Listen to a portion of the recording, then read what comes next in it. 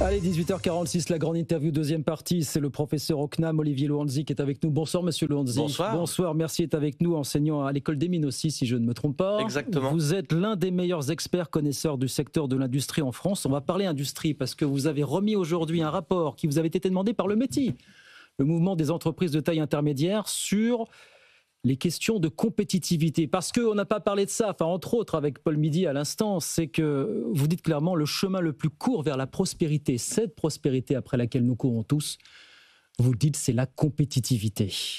C'est ça l'idée de fond, Olivier Luanzi. Exactement, exactement. Ouais. C'est des travaux que j'avais commencé par une mission il y a un an et demi. Alors ça, il faut raconter ça. Ah, alors. Donc merci, attendez, ça part de l'automne 2024. C'est 2023, ça, l'automne 2023, ouais. Bruno Le Maire, ministre, ouais. Roland Lescure, ministre ouais. également, me missionne pour une réflexion sur les politiques industrielles à l'horizon ouais. 2035. Au sens très large. Au sens très large, ouais. c'est-à-dire quelles ouais. seraient les politiques industrielles qui nous permettraient de réaliser nos objectifs. Je rends mon rapport. Il y a la dissolution, il n'est pas publié, mais il n'y a pas que la dissolution. En fait, je dis deux choses dedans. Je dis il faut avoir un objectif ambitieux mais réaliste. Or, vous nous proposez 15% d'industrie dans le PIB à l'horizon 2035. Alors voilà, c'était le grand credo de Bruno Le Maire à l'époque.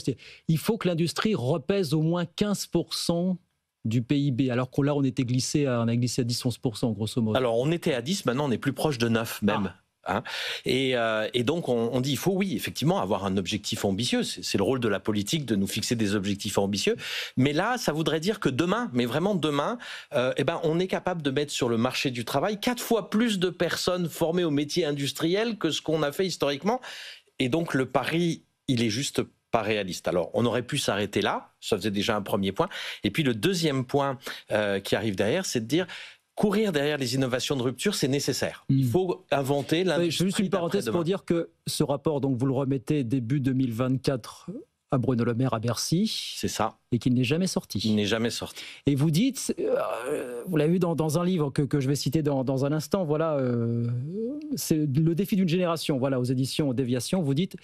Il n'est pas sorti parce que j'ai le sentiment que Bercy n'y a pas trouvé ce qu'il voulait lire, exactement. Oui, tout à fait. Parce que le deuxième message, d'abord, il y a ces questions d'objectifs quand même, et là on peut le comprendre.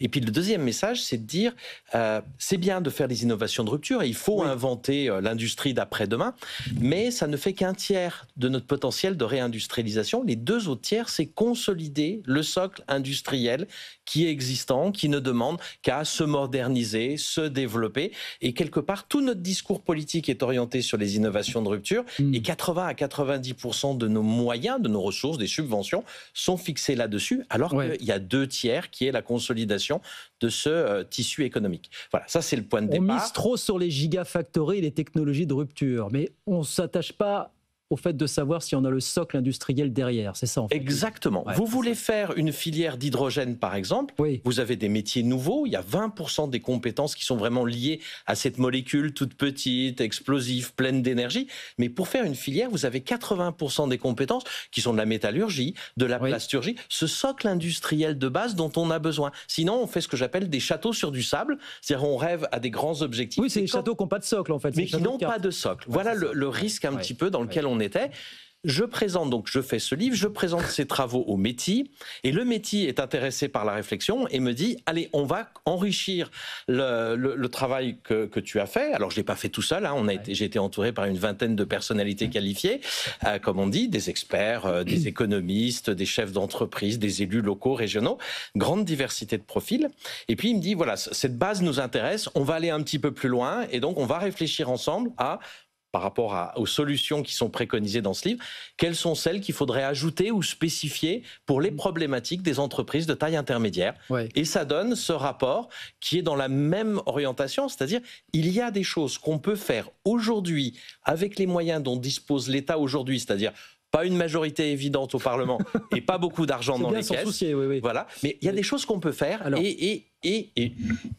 on va parler de ces propositions dans un instant. On ne va pas tomber de l'armoire parce qu'on revient toujours sur les bons pensifs. Mais vous avez parlé des territoires. Je veux qu'on parle des territoires parce que vous dites le potentiel caché des territoires est absolument terrible. Ne pas en tenir compte est absolument dramatique. Qu'est-ce qu'on laisse de côté aujourd'hui dans les territoires, concrètement ? Fort heureusement, on a plein d'entrepreneurs en France industriels qui ont des projets. Et dans le contexte actuel, les 2 tiers de ces projets restent dans des cartons. C'est-à-dire, ils ne passent pas à l'exécution. Et France 2030, par exemple, ça a servi à quoi?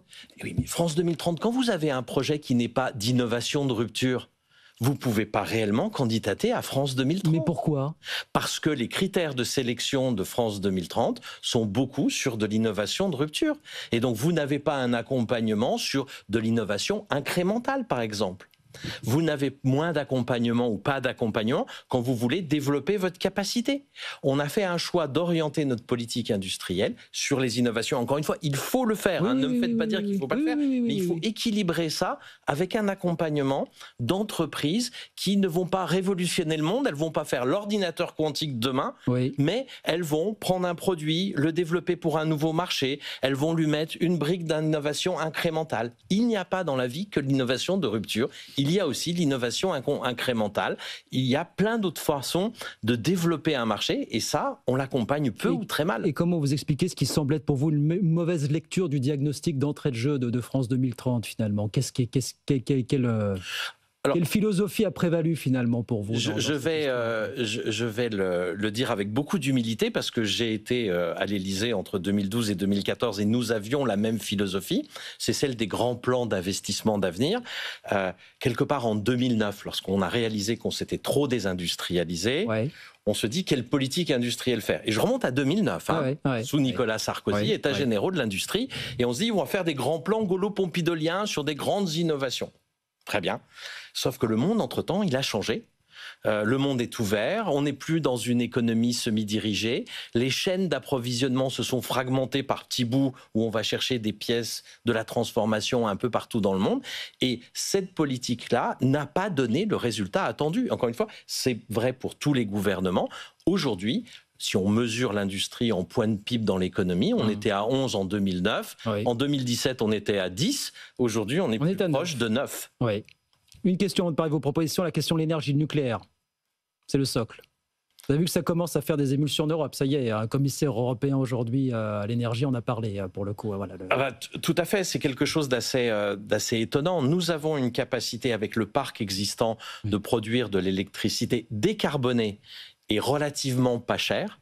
Elle est injectée sur un marché qui équilibre son prix avec de l'électricité faite avec du charbon ou avec du gaz. Et finalement, nous, à la fin de cette année, avec la fin de l'Arenh, qui a ses avantages et ses inconvénients, nous mettons la totalité de cet avantage compétitif que nous avons en France, que nous héritons de nos grands-parents, dont nous assumons la responsabilité. On va mettre la totalité de cette production sur un marché européen qui vise à avoir le même prix de la Finlande au Portugal. La question qu'on se pose légitimement, c'est de dire, dans la situation de notre industrie, et puis même dans le cadre d'une responsabilité que nous prenons, que nous assumons, nous Français. Il y a un bras de fer avec les Allemands, il y a un bras de fer avec les Allemands terrible sur ce sujet. On le fait vraiment. Où est la demande de l'État? Est-ce qu'on peut tendre le bras des Allemands sur ce sujet pour vous? Je pense qu'on peut expliquer un certain nombre de choses. Ma question, c'est est-ce qu'on a fait la bataille? Est-ce qu'on a demandé de sortir une partie de l'électricité électronucléaire du marché européen? Les Espagnols et les Portugais l'ont fait.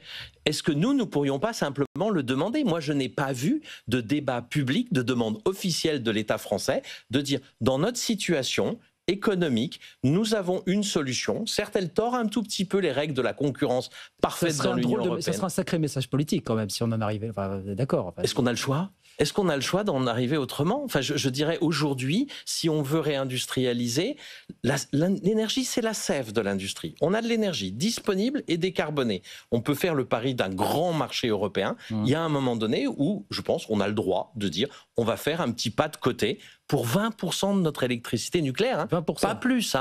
On fait une petite poche et on dit celle-là, elle va aider notre industrie parce que nous sommes dans une situation économique difficile qui crée des situations sociales et politiques compliquées. Souvenez-vous les gilets jaunes, etc. Bon, en 2-3 minutes, vos propositions, il y a une quinzaine de propositions, on n'aura pas le temps de toutes les détailler, mais quand même, on retrouve les grands poncifs. Le poids des impôts, le poids des taxes de production, le prélèvement sur le travail qualifié, la complexité des normes. Voilà. On fait toujours les mêmes constats finalement, Olivier Lourenzi. Alors, vous dites, le terme poncif est un petit peu négatif, donc oui, il y a les grands classiques. Ça veut pas dire c'est pas parce que c'est un classique que c'est mauvais, au contraire. La véritable question qui se pose, c'est on a fait ce constat-là au moins il y a un an, sans doute même bien avant, mais au moins celui-là je peux le dater parce que j'en faisais partie. Aujourd'hui, le métier, avec ce travail qu'on fait en commun, enfin quand même les entreprises de taille intermédiaire, c'est à peu près un tiers de notre industrie. C'est de l'industrie qui est ancrée dans le territoire, qui investit sur le long terme. confirme ce diagnostic. Beaucoup moins nombreuses en France qu'en Allemagne ou en Italie notamment. C'est vrai également. Voilà. Mais il confirme ce diagnostic-là. Quand est-ce qu'on passe à l'action ? C'est ça la question. On comprend qu'on ne pourra pas déverser des milliards d'euros d'argent public sur l'industrie. Les caisses sont vides. Mais quand est-ce qu'on libère véritablement la question du foncier ? Quand est-ce qu'on fait la réforme sur les lycées professionnels qui a été annoncée puis abandonnée pour faire en sorte qu'on forme dans le territoire pour les besoins du territoire ? Quand est-ce qu'on mobilise un petit peu l'épargne des Français pour financer nos projets ? Michel Barnier nous avait proposé un livret industrie. C'est pas quelque chose qui est clivant politiquement. Nicolas Sarkozy l'avait fait, Jean-Marc Ayrault aussi. Où est ce projet ? Encore une fois, il y a des sujets importants sur lesquels on peut avancer dans la situation budgétaire de l'État. Pas besoin d'une majorité, pas besoin d'un texte clivant. Et ces dossiers-là, le constat qu'on fait aujourd'hui, c'est qu'ils n'avancent pas. La question est pourquoi ? Parce que c'est un projet politique et vous n'avez pas le tranché là à 1 an et demi d'une élection présidentielle, mais peut-être à l'occasion d'une présidentielle. Pas forcément, c'est transpartisan. Donnez-moi le nom d'un parti politique qui refuserait de faire la réindustrialisation aujourd'hui. Naturellement, ils ont tous un peu leurs nuances, plus vert, plus bleu, blanc, rouge. Et ça dépend de la définition que vous avez de la réindustrialisation. C'est toujours pareil finalement. Voilà, le pari que je fais, c'est que c'est un sujet qui aujourd'hui est un sujet consensuel politiquement et sur lequel le gouvernement, dans les difficultés qu'on lui connaît, pourrait s'engager pour nous démontrer qu'il est sur un chemin qui avance. Bon. Et je suis en attente. Donc vous voulez croire que ce sujet pourra s'imposer dans le cadre de la campagne présidentielle ? J'en suis absolument convaincu. Regardez la déclaration. Sous quelle forme ? Alors qui va porter ce projet ? Qui va porter ces questions pour vous, Olivier Louanzy ? Je pense qu'à peu près tous les partis politiques vont le faire et ce ne sera pas quelque chose de clivant.